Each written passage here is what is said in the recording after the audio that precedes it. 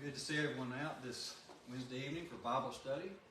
It's pretty foggy out there. I'm sure you guys noticed that on the way in. I know I did.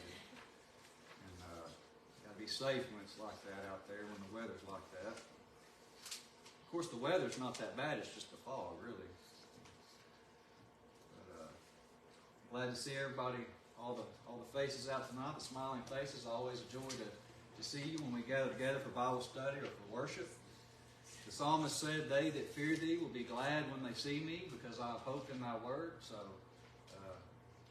I love that verse, because a lot of times you may wonder, what good is it that I go to services, and am I really being an encouragement? Well, you're being an encouragement if you're showing up to the assemblies, for sure, to somebody in one way or another. So, just remember that.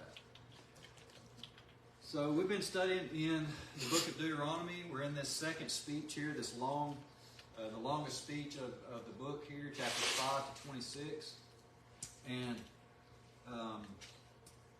the first speech, he went into a little history lesson, and he went back and showed how Israel had wandered in the wilderness, and how they had God was trying to teach them to hold to Him in faith in spite of their difficulties, and He goes back over that to let them see that here's where you went wrong and here's what you did right, to encourage them. So that was the first 4 chapters. Now, when he gets into this speech, he gets to the meat. We've seen that. We've seen he's getting down to everyday life. He's getting into everything that they do. So. And I like this speech. This is probably one of the most important ones in the book, because we have chapters 6 and 8, which Jesus quoted from Matthew 4. And we've seen how he's getting into the meat again. Like I said, he's emphasizing love for God. He's emphasizing faithfulness and the fact that they need to rely upon God and quit trying to rely upon themselves and thinking that they can pull themselves up by their own bootstraps. And he reminds them of that. He says, when you came out from Egypt, it wasn't because you did it, and it was because I brought you out. It was through my strength and my power. And he reminds them over and over about the Exodus. And so he tries to keep that in the forefront of their minds, to keep them from making the same mistake twice. Because humanity, if we've learned anything, well, let me just ask, what's the theme of Deuteronomy? Remember. It's so easy for us to forget things that we think we got down pat, right? We think we've got it down to a T, but the truth is, the experiences of life are going to bring out whether we really learned or not. And so just remember that he wants Israel to learn that. And since we got started a little early tonight, I want to put something on the board, if I can. Last week I was trying to help us see the difference between the law and the gospel, and we were talking about how some of these verses points out the fact that they had physical flaws, that they didn't have the same privileges as other people. Now, I want you to understand, God is not a respecter of persons. He never was. We know that, and He's not a respecter of persons, but due to the fact of the nature of Judaism, it was the whole purpose of it was to bring the seed into the world. So the land and the land and the nation, they were to serve their purpose. It was a means to an end. And so what they did, they turned it to an end within itself. They said, we're going to turn this system into a ceremonial routine that we go through, and then God, He'll have to pay us our salvation. He'll have to owe us our salvation. But that was never the point of it. So in Hebrews chapter 9, I hope this verse can help us, because I feel like I didn't do a great job last week, and maybe I did. Maybe I'm being my own worst critic, but I'm going to try to show us in Hebrews chapter 9, verses 13, actually verses 12 to 14. So I want to put on here the law versus gospel. try to show you what the real difference is. So I'll put law and the gospel.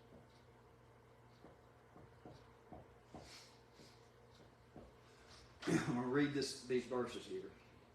So in Hebrews chapter 9, he says in verse 12, he says, "Neither by the blood of goats and calves, but by his own blood he entered in once into the holy place, having obtained eternal redemption for us. For if the blood of bulls and goats, if the blood of bulls and goats and the ashes of a heifer sprinkling the unclean sanctifies to the purifying of the flesh, how much more shall the blood of Christ, who through eternal Spirit offered himself without spot to God, purge your conscience from dead works to serve the living God?" Do we see the contrast there? So he says that the law was to purify what? The flesh. Okay, so the law, just remember, the law purifies the flesh. Now, while the law purifies the flesh, it was not only, there were spiritual undertones in the law. The law as a system, as God gave it, was a system of faith. They turned it into a ceremonial, legalistic system that God never intended. So it had spiritual undertones. They were to see in the law the need of a Savior. And so it did have spiritual undertones. But the truth about it is, apart from Jesus, the only thing it could ever do was purify their flesh. Is make them ceremonially clean for that system.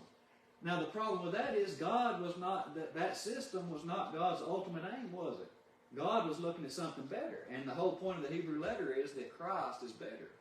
So the gospel in verse 14 says that it is to purify what?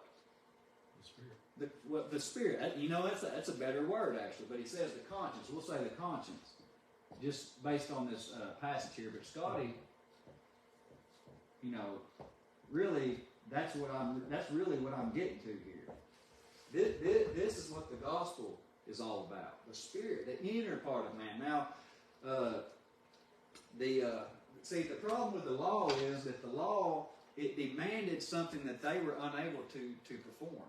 They cannot perform perfection. So they were to see the fact that I need something better. And it showed the exceeding sinfulness of sin because they were unable to pull themselves up and do anything.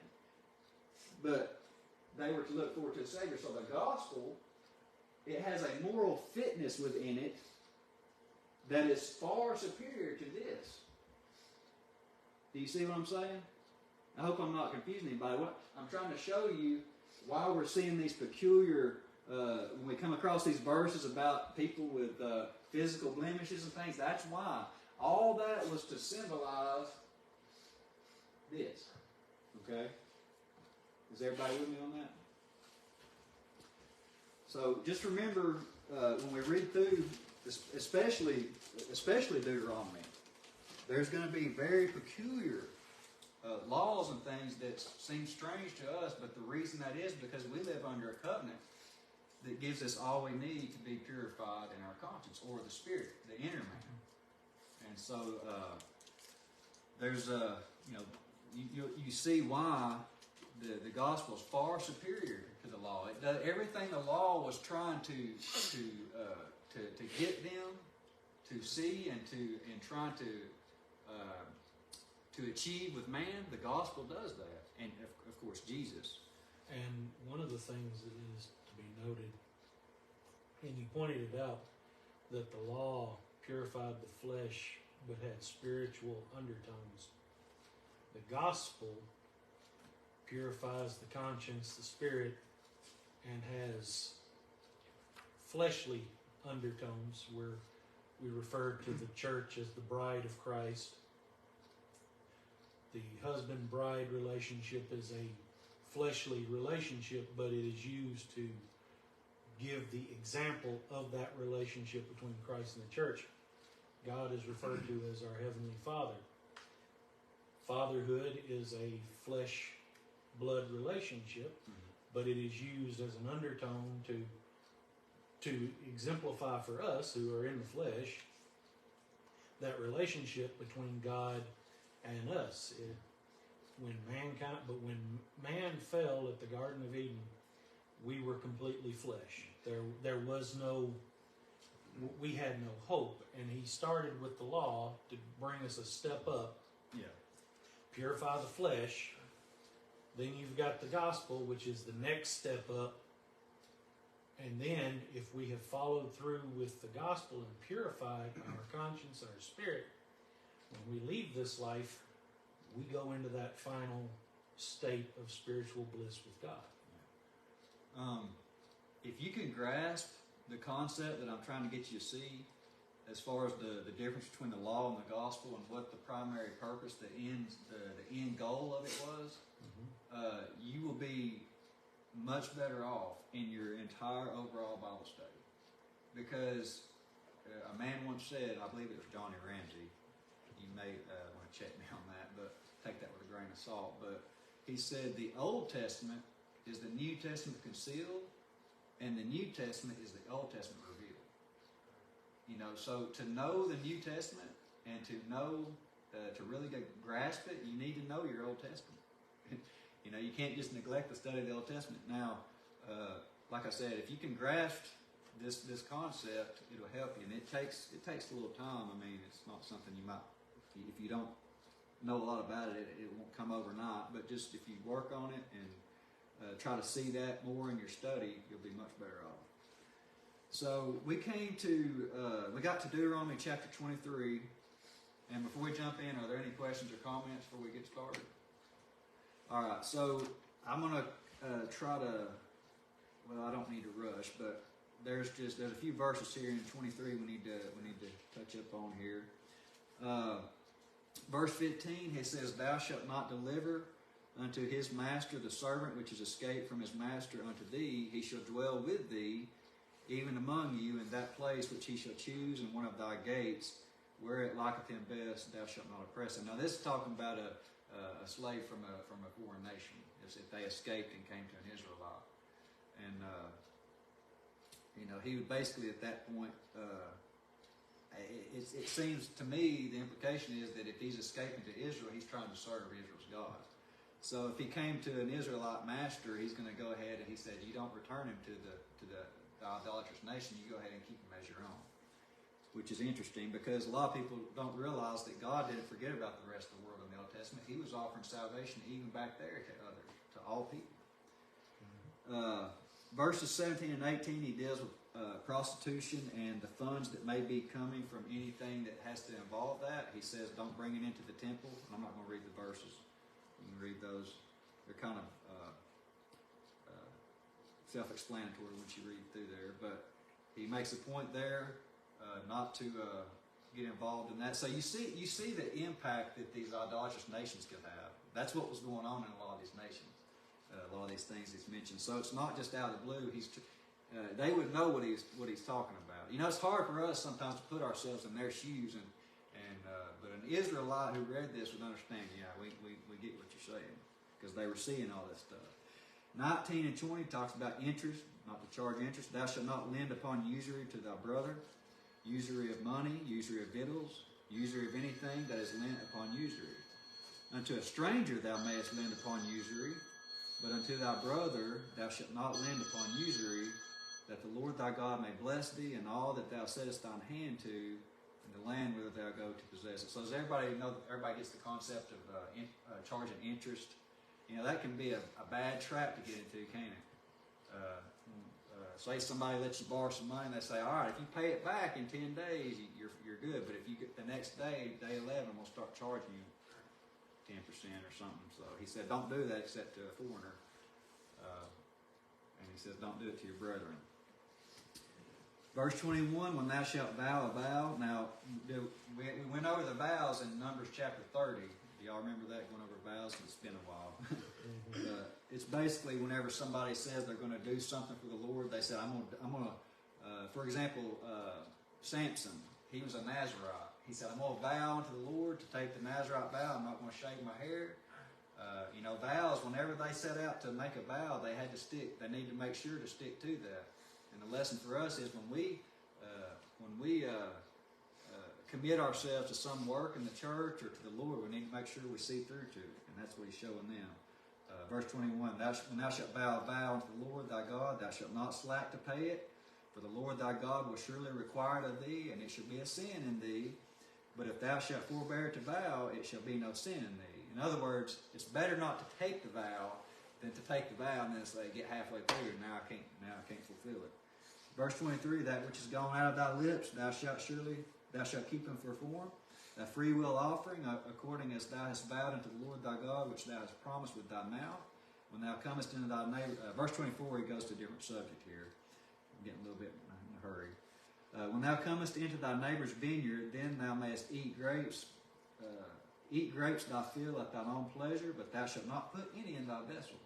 When thou comest into thy standing corn of thy neighbor, then thou mayest pluck the ears with thine hand, but thou shalt not move the sickle upon the neighbor's standing corn. Does everybody understand why he's saying that?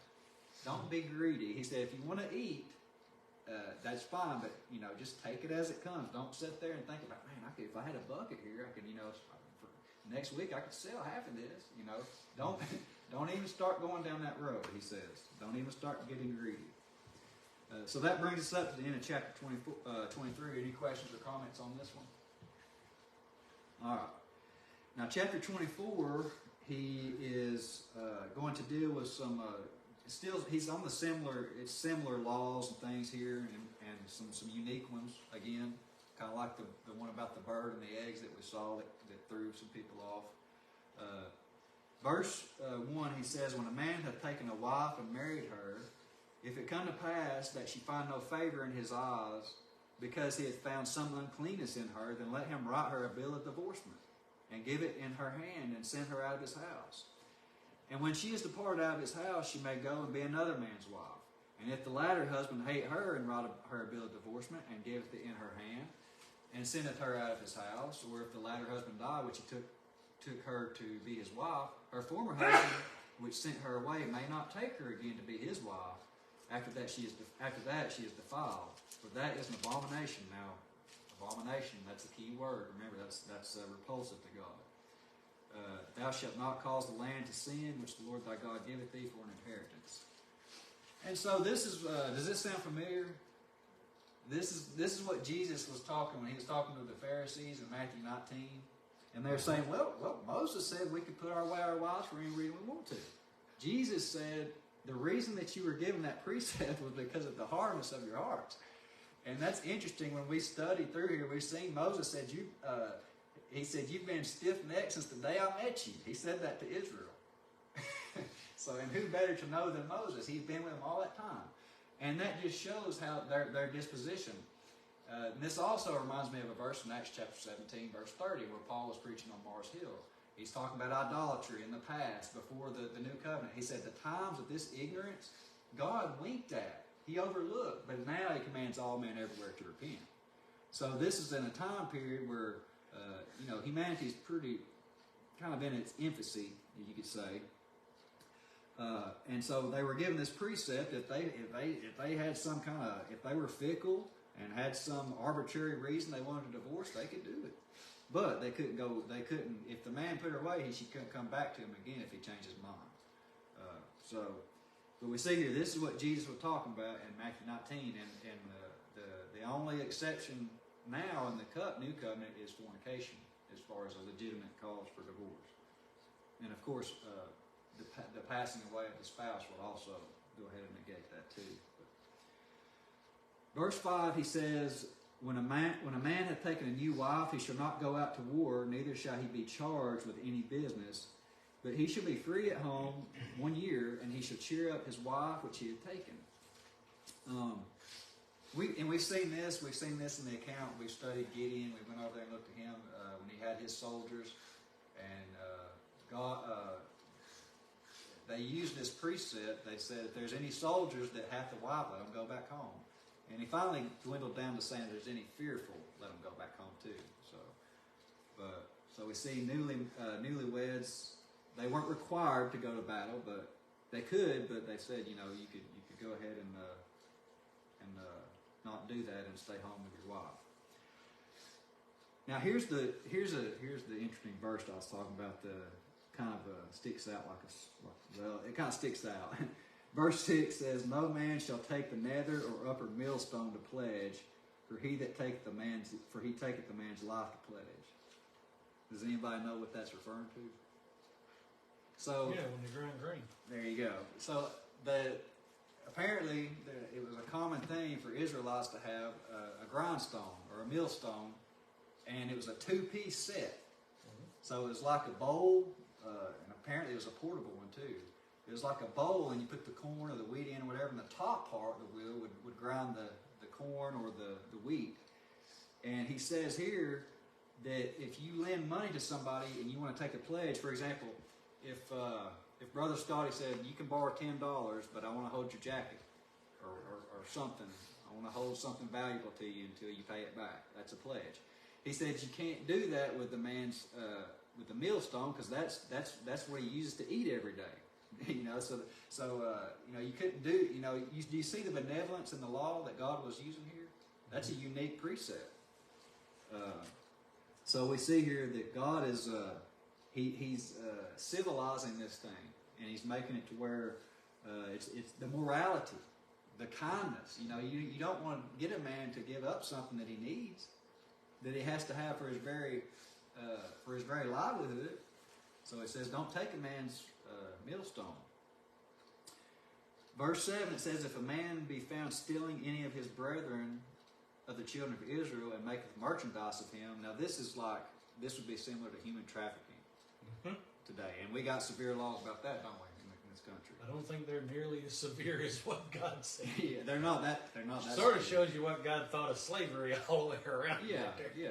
So one thing we've learned, if nothing else, when people want to throw slavery up, if you got a good knowledge of Deuteronomy, you can retort on that. You know, you can help to give some resistance on those arguments.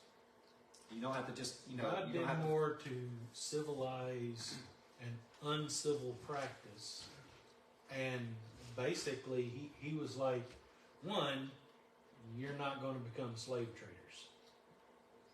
He was like, if you take someone in war, that person has certain God-given rights.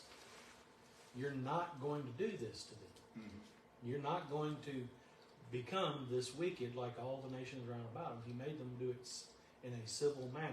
Yeah. And this verse right here kind of gives you the idea of exactly what God thought of slavery, especially when it came to his people. Mm-hmm. It was like, you are not going to do this to your own brother. Yeah, he's, like I said, and I know it seems like, especially from 23 into this chapter, that he's kind of going all over the map, and he kind of is, but these laws, you see that they're getting into every area. When they got through with this, there was no excuse to get off the program. So, that's one reason I believe that the penalties were so strict, because they had everything so detailed and laid out that there was really no excuse at that point to go out and pick up sticks on the Sabbath day or something. God does not give severe punishment without giving very explicit rules that are quite obvious whether or not you're transgressing. He's always fair. Romans 3:25, that he might be just and the justifier of them which believeth. God is just and fair in everything he does, no matter how we may our perception of it. Yeah, there is no oops, I didn't mean to become a slave trader. There is no oops, I didn't mean to do this, that, or the other thing to this person. It's pretty much, cut and dried. If you did it, there is no excuse for your behavior. Yeah, so he's given all this stuff to nip it in the bud now. That way there's no excuse later on down the road. Verse 8, he says, "Take heed in the plague of leprosy, that thou observe diligently, and do according to all that the priests, the Levites, shall teach you, as I commanded them, so shall you observe to do. Remember," now there's our word, remember. "Remember what the Lord thy God did to Miriam by the way, after that you were come forth out of Egypt." Do we remember studying Numbers chapter 12, where Miriam and Aaron stood up against Moses to challenge his authority, and Miriam was stricken with leprosy?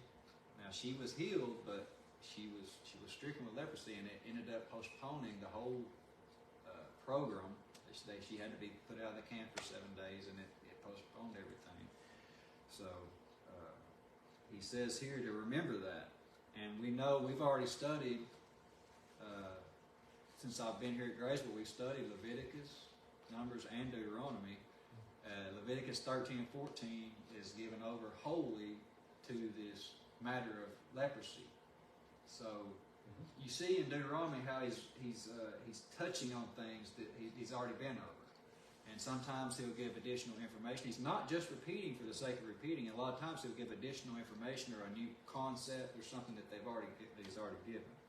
Yeah, and here he's enforcing the authority of the priesthood in regards to the leprosy. And we've seen it in our own society. You had the people when COVID came out. Oh, I'm not going to do this. You can't make me do this. And that's human nature. And what God is telling them is, please remember what happened to Miriam when she challenged Moses' authority. If you want to go out and start challenging the priest's authority when they tell you you need to clean up for leprosy. Yeah, that shows you what God thinks about it, because Miriam was a special person to God. She was the one that prophesied at one time. Yeah, so, and it meant that there was no respecter of persons when it came to leprosy. Right. God doesn't ignore sin in any man's life. So he says here to remember about leprosy. And the thing about it, when they got to the land, the priest would be spread throughout all the land. So there was no excuse on that either. Verse 10, he says, when thou dost lend thy brother anything, thou shalt not go into his house to fetch his pledge.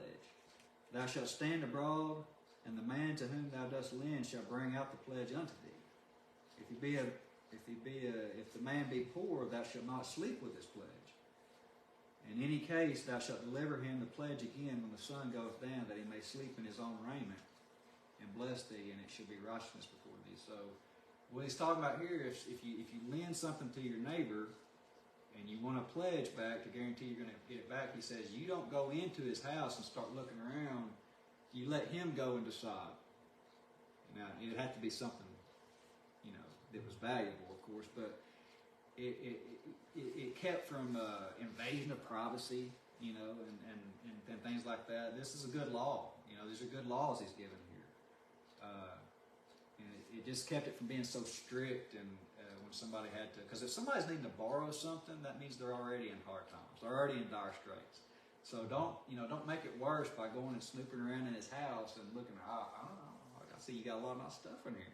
How about this and that? He says you let him go decide. And if it's his outer coat, you let him have it back at night because he needs to sleep in it. So if he gave his jacket up, the outer coat, he said you don't keep that overnight. He'll need to use that. Kind of similar to the millstone. You can't take a man's millstone. He's got to use it to eat. So we see that as another peculiar law. Verse 14, he says, thou shalt not oppress a hired servant that is poor and needy, whether he be of thy brethren or of thy strangers that are in thy land within thy gates.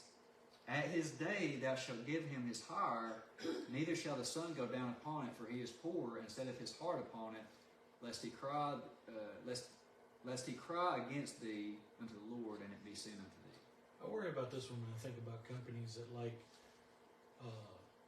only pay once every other week, and they hold out your first paycheck and stuff. I've had jobs like that. I've seen jobs like that, and I'm like, I hated it, but I did like getting that big check though in 2 weeks. It seemed like it was bigger, but it's the same thing. When I've read laws like this, I look at stuff that we do nowadays, and I'm like, ooh, that's so. Yeah, so a hired servant here. This is like the hireling that Jesus talks about in John 10. This is somebody who says, "Hey, I just need to work for a day. I need."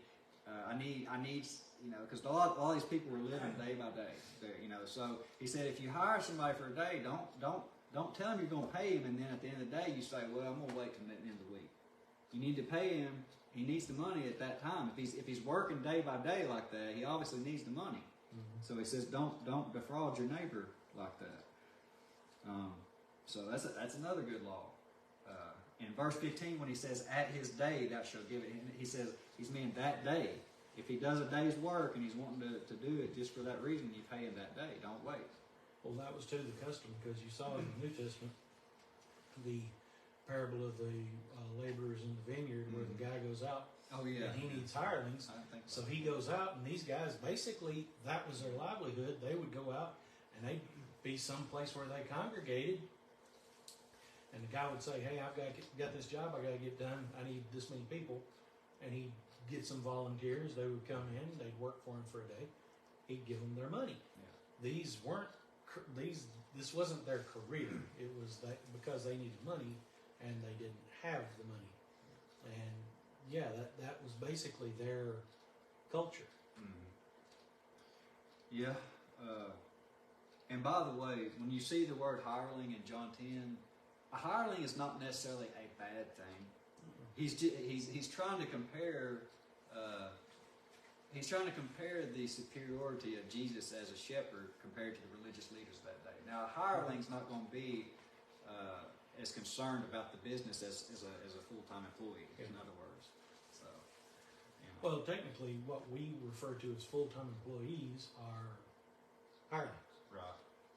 Case in point, I worked with my dad going through college. My father was paying my way through college. I worked for my father. Anybody else he hired that he paid a wage to, those are hirelings. Mm-hmm. I'm his son. Right. Now, that didn't make a hill of beans difference to my dad. Here, you go do this, you go do that. And he would give me the same orders. Mm-hmm. But his expectation was I would go further to make sure what he needed got done because I was his son. Mm-hmm. Because we had that relationship that he doesn't have with somebody he's paying X wages to, X dollars per hour, and then they go home and try and forget that the boss exists. Yeah. It's just human nature. Yeah.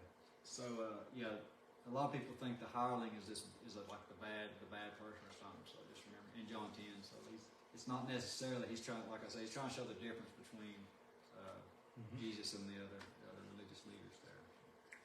Verse 16, he said, now this is interesting here. He says, the fatherless shall not be put to death for the children, or the father shall not be put to death for the children. Wait, did I skip something? No, I didn't. Okay. Yeah, the father shall not be put to death for the children, neither shall the children be put to death for the fathers. Every man shall be put to death for his own sin. Thou shalt not pervert judgment of the stranger, nor the fatherless, nor take away a widow's raiment to pledge. But thou shalt remember that thou wast bondman in Egypt, and the Lord thy God redeemed thee thence. Therefore I command thee to do this thing. Man, we're running out of time. So he says here that he's showing individual responsibility. He says if the father sins, the son's not going to pay for that. If the son is involved in sin and the father's not, the father's not going to pay for that. He sort of blows that whole original sin concept, doesn't it? Right. He's showing the concept of individual responsibility. Now, there's a verse in Exodus where it says that God is gracious and merciful, and He visits the iniquity on the fathers and the children of the third and fourth generation. That's not talking about the same thing here. What He's talking about there is the consequences for generations and other generations having to pay for it. Yeah. You know, we can see that in this very book we're studying in Numbers. They paid for what their fathers did in a way because they had to wander in the wilderness for 40 years and they had no part in it. So there's a difference between God laying the charge of a sin on somebody because he's a family member and consequences of sins that have come from other generations. And of course, when he talks about the fatherless, the stranger, and the widow, God has a very special care and concern for these three classes of people here. In Exodus 22, 21, 24, he says, if you neglect any of these people, and they had all crying to me, I will surely hear their cry, and I will punish you. And he doesn't say they're going to be brought to the judges. He says, I'm going to do it directly. So he was serious. He has a very special care for widows and orphans, and that is the lesson for us is that's how God looks at people like that, and we are to have a special care and concern for them. And then verses 19 to 22, he talks about, I'll just go ahead and read it. He says, when thou cuttest down thine harvest in the field, and hast forgotten sheaf in the field, thou shalt not go again to fetch it. It shall be for the stranger, the fatherless, and the widow. that the Lord thy God may bless thee in all the work of thy hands. When thou beatest thine olive tree, in other words, when you go shake the olive tree to get the olives off, I had to look that up. Why would somebody beat a tree? He said, when thou beatest thine olive tree, thou shalt not go over the boughs again. It shall be for the stranger, the fatherless, and the widow. When thou gatherest the grapes of the vineyard, thou shalt not glean it afterward. It shall be for the stranger, the fatherless, and the widow. So when they were getting their crops in, or the trees, a lot of stuff fall off the side. They weren't to look back and get greedy and say, "Oh, we dropped 10 of them." When you go back and grab them up, he said, you leave it for the poor to do. So. Mm-hmm. That brings us up to the end of chapter 24. Are there any questions or comments on this one? And I think for the poor, they could carry baskets too. Well, Ruth was gleaning in the fields. I know that. So yeah, the two laws are separate. Like the first law, when it talks about you can't use a container, that was a situation about like with what happened with Jesus and the apostles when they were hungry and they were going along. They got grain out of the field. They shucked it in their hands and they were eating it because they were hungry. Right. But it wasn't their field, but that's perfectly permissible under God's law. Your neighbor was hungry. If he gets something out of your field, as long as he's not picking it and putting it in a basket, that's acceptable. Yeah. But on the flip side, the other part of it is after you've harvested and you've got what you need, if there's stuff left out there, it doesn't matter if there's a basket or not involved, let the poor go in and get enough so that they'll have something. Yeah, and the Pharisees were upset because they were doing it on the Sabbath day. So they're working on the Sabbath day. They're feeding themselves. The whole purpose of that was to show benevolence and care, and they were hungry, and so that's what they were doing. And that goes back to Deuteronomy about this very law here about walking through the corn and being able to eat it. Mm-hmm. So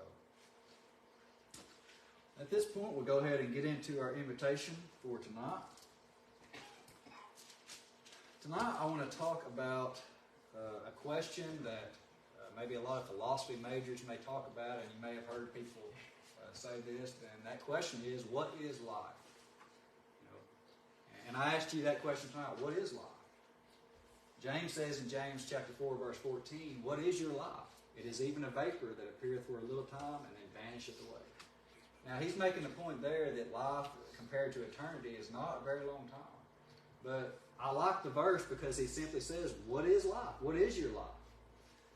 In these books that we've been studying in the Old Testament, Deuteronomy chapter 8, verse 3, Moses said that he led them through the wilderness and fed them with manna to make them to know that man doth not live by bread alone, but by every word that proceeds out of the mouth of the Lord. It's easy for us to think that life is all about eating and drinking.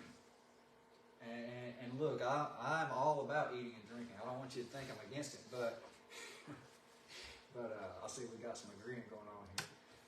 The thing about it is we need to be careful that we don't get the idea that that's all that life is about. It's easy. If that was not a problem, we wouldn't see so many verses about that and so many, the Bible it's almost like the Bible's pleading with us to be on guard against that. And it's not, I like to, when he says eating and drinking or life is not all about food, you can go ahead and, throw in there creature comforts and things like that, and lands and houses and hobbies and things like that. Life is not all bound up in those things. Listen to what Jesus says in Matthew chapter 6, verse 25. He says, therefore I say unto you, take no thought for your life, what you shall eat or what you shall drink, nor yet for your body. Now look at this. Well, what you shall put on. He says, is not life more than meat? So he makes the point there that life is made up of more than eating and drinking. And we see the problem that he had in John chapter 6 when he fed and I've mentioned this countless times. It's a very important account where Jesus fed the multitudes with the fish and the loaves. And once he did that, they said, we got to make this guy a king. He can feed us. This is what we're looking for. We're looking for a material kingdom back in the glory days of David, and he will feed. We got a free meal ticket here. And Jesus, when he realized that's what they were doing, he said, that's not going to work. That was not the reason that I fed them, the multitudes. And so when he made the point, it said many of them went back and walked no more. And Jesus did that on purpose. Not because he wanted people to go away, but he said you have to have your priorities straight to follow me. And that involves not thinking that life is all about food and drinking and eating. Now, in John chapter 4, after Jesus talked to the woman at the well, a very familiar account, look what happens. And I asked the question earlier, what is life? And as I said, people may sit and philosophize about that and say they're going to talk about it in philosophy majors and classes, and I'm sure that they could go on and on about that. But look what Jesus defines what it's all about. John chapter 4, verse 31, it says, now this is after Jesus had talked to the woman at the well. It says, in the meanwhile, his disciples prayed him, saying, Master, eat. But he said unto them, I have meat to eat that ye know not of. Therefore said his disciples one to another, hath any man brought him aught to eat? So they were still slow to learn what Jesus was getting to. Verse 34, Jesus saith unto them, my meat is to do the will of him that sent me. Now that is what life is all about. To please God and to do the will of God. In Ecclesiastes, when Solomon was pondering what life was all about, he said, I've tried to figure life out with my servants and my pools of water and my buildings and my money and my parties and everything. I tried to do everything under the sun to figure out what life was all about apart from God. And you know what he said? He said, I hated life. In the end of the book, he said in chapter 12, verse 13, let us hear the conclusion of the whole matter, fear God, and keep his commandments. For this is the whole duty of man. And he summed it up right there. That's exactly what Jesus is saying. He said, my meat, my food, my sustenance is to do the will of God. So that's what life is all about. It's about doing God's will. So I hope that some of these things I've said tonight can help us think about the fact that we can get comfortable in life, and once we do that, sometimes it can be dangerous. Satan will use that to draw us away from God. If you're here tonight and you're not a Christian and you would like to be a Christian and to live the greatest life that there is, you can do that by repentance, confession, and baptism. We're here to help you with that. If you're a Christian and you strayed off the narrow path and you'd like to be brought back into the fold, we can help you with that by repentance, confession, and prayer. Whatever your need is, please come as together we stand.